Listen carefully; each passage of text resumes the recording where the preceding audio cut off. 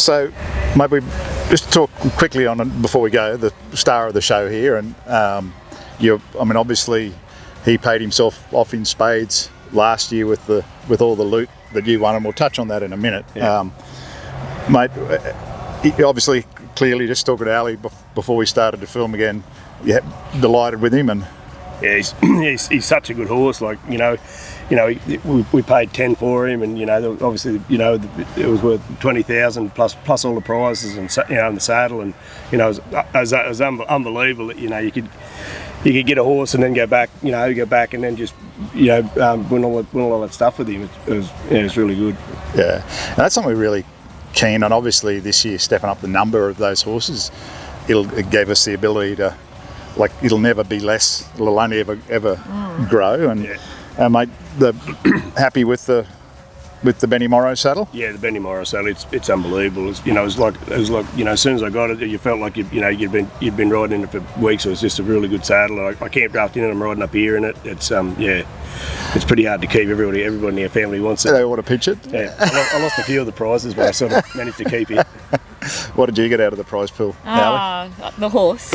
Yeah. The 20,000. That's Yeah, we're so Nick Clydesdale, the horse come from Nick and was put through by Dean Turner, and he just come straight home, fit straight in, went to work. The kids were on him straight away.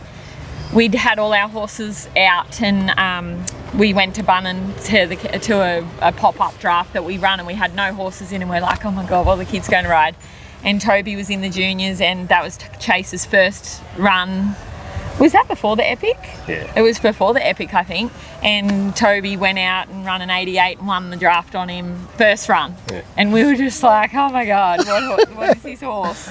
And he's just such a big pet. We just love him so much. And we just up, I suppose, further north, because the sales obviously in Armidale, that to follow some of the horses that have been bought through the Epic, and I often say to Blake, or Blake says to me, oh, that's an epic horse, and you're seeing them at finals, and then you go back and you go, like, there's been some, there's been some wonderful supporters, and you just mentioned two of them with Nick and Dean, but that put through good horses year after year, and they all seem to, like, they do seem to go on. They go on and do stuff. Yeah. Obviously, if the breeding's there, and and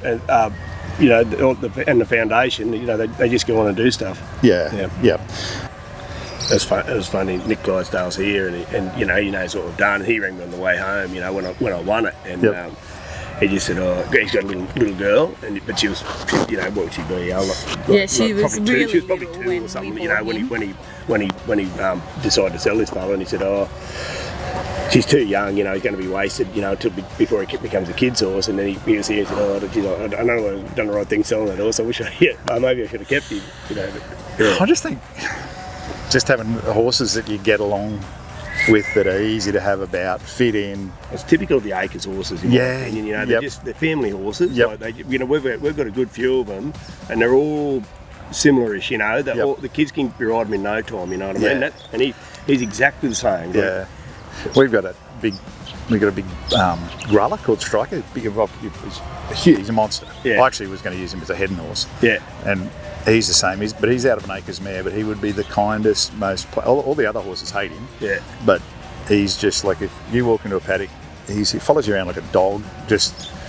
They just want this fella. They just want to know you. They just want to be your mate. You know what I mean? Like, he'd stand there beside you all day doing that, just sniffing at you, and just, what do you want me to do? Do you want me? And like Lexi's so tiny, and we can go mustering and be gone, like over the mountain and be gone, and just say to her, okay, follow that track down and get to that fence and follow that fence down to there, and like you just know that he will just march his way down the track to the back.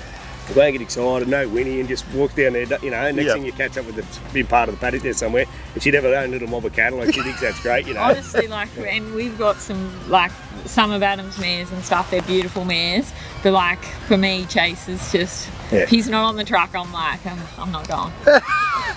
He's so good. We got a little chestnut, actually not dissimilar to him at home, his name's Stylish Spinning Pepto, we call him Johnny. And he's the same. He's just your best mate. Best mate. Laid back, cool as it. And he's finaled in a few drafts. Like he's only 5, but he's and you go to him all the time because you know it's just so. He's a go-to. Yeah. But,